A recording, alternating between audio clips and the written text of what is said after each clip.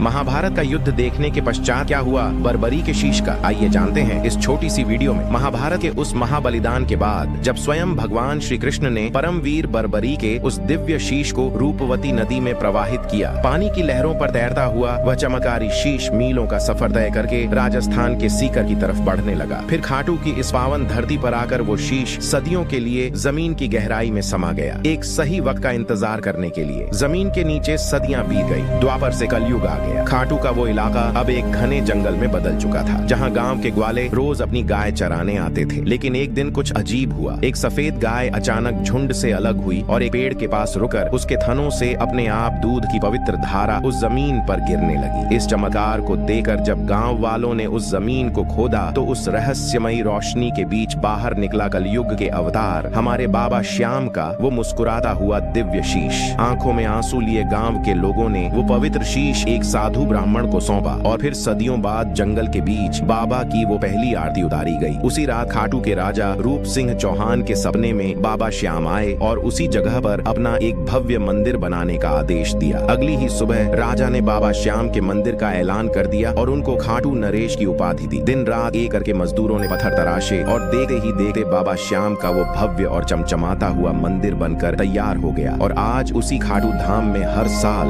लाखों भक्तों का सैलाब उमड़ता है। हवा में लहराते निशान और गूंजता हुआ एक ही नाम हारे का सहारा, बाबा श्याम हमारा। बोलो जय श्री श्याम।